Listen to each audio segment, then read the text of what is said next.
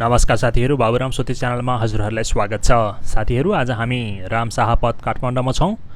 हामी क्रमशः यहाँबाट प्रदर्शनी चोक, पुतलीसडक चोक हुँदै कमलादीसम्म पुग्नेछौँ र सो क्रममा यहाँ के हुँदैछ त्यसको बारे चर्चा पनि गर्नेछौँ।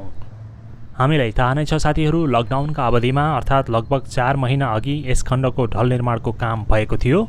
तर ढल बिछाइसकेपछि पनि यति महिना बितिसक्दा पनि काम भने सम्पन्न हुन सकेको छैन। अहिले यस खण्डमा सबैतिर टेलिफोन र केबलका तारहरू काटेर यसरी फालिएको छ। मलाई लाग्छ तारहरू अर्गनाइज र राम्रो गर्नको लागि यसो गरिएको हो। आकल झुकल केही कामदारहरू पनि साइडवाक बनाउँदै गरेको दृश्य हामीले देख्न पायौँ। अब लगभग साइडवाकको काम पनि सम्पन्न भइसकेको स्थिति हुँदा हामीलाई आशा छ अब छिट्टै यहाँ पिच पनि हुन्छ भनेर। हामी आगामी दिनहरूमा पनि यसको अपडेट दिनेछौँ साथीहरू भन्दै आजका लागि भने बाबुराम सोती च्यानलबाट बिदा हुन चाहन्छौँ। धन्यवाद अनि जय नेपाल। साथीहरू, के तपाईँ प्लेनमा एभिएसन सम्बन्धी जानकारी, प्लेन स्पटिङ, एयरपोर्ट न्युजहरू लगायत नेपालमा एभिएसन सम्बन्धी खबरहरू र अकेजनल प्लेन ट्राभल रिभ्युजहरू हेर्न चाहनुहुन्छ? यदि हुन्छ भने आजै फ्लाइ नेपाल च्यानललाई सब्स्क्राइब गर्न नबिर्सनुहोला। हाम्रो च्यानलको लिङ्क माथि स्क्रिनमा आउनेछ, त्यसमा क्लिक गरी सब्स्क्राइब गर्न नबिर्सनुहोला र मैले डिस्क्रिप्सन बक्समा पनि फ्लाइ नेपालको लिङ्क राखेको छु, त्यहाँ गएर पनि सब्स्क्राइब गर्न सक्नुहुन्छ। Let's fly high and back to the videos my friends.